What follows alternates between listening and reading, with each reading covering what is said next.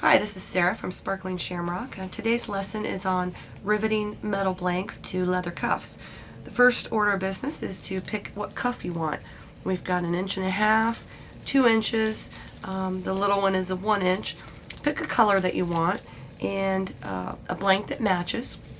All of these are available in my shop with the blanks pre-cut to match the widths of the cuff. In this particular instance, I have chosen an 1.5 inch brown cuff. I've pre-made my blank since what you want to do is just go ahead and stamp on it, and then we're going to go from here on how to put your holes into it.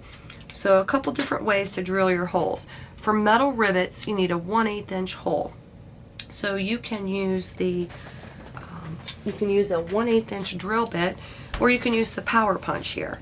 In the power punch, what you want to do is the little bits and the guides are interchangeable, so make sure you have the right one in, put your metal in, and then all you need to do is press down and it's going to leave a 1/8 inch hole, which is just what you need for your blanks. It's nice and smooth, no burrs, it doesn't need filed. So in this particular blank, I have already drilled the holes that I need. On the wider blanks, let's say for the 2 inch cuff, I might put a hole at each corner. On some of the more narrow ones, I'll just put one at each end. With this particular bracelet, I'm going to layer the pieces. I've stamped, this is copper, and I've stamped Mom on here. I've added a patina to give it a little bit of color, and this is copper. Then I've taken a brass heart and drilled a hole in it where I want to place it. Layering it is optional. They look great by themselves. You can layer a couple different pieces on here. You can dap the pieces. It's just important to go ahead and stamp out what you want and have your blank ready. I file the edges. I have everything ready just to go on the leather. So then we place the blank where I want it on the leather, and then I take a Sharpie, press it through the holes onto the leather, leaving a mark where I want to put my holes. Then I'll use my rotary leather punch, squeeze tightly until you hear it click through the leather. Then again on the other dot.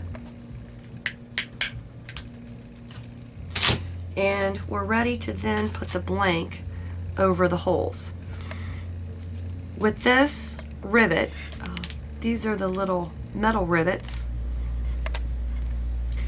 You can put them up through the back, or again, you can take them from the top and put them down in to put the cap on the back. It doesn't really matter.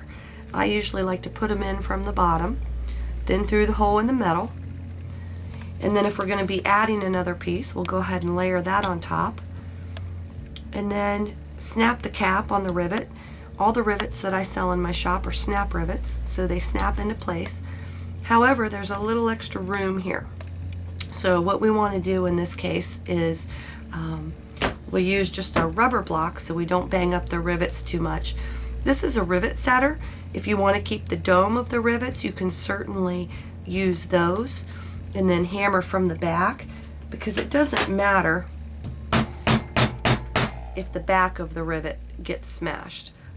I usually prefer just to go ahead and hammer on it. I don't mind the rivets being smashed a little bit.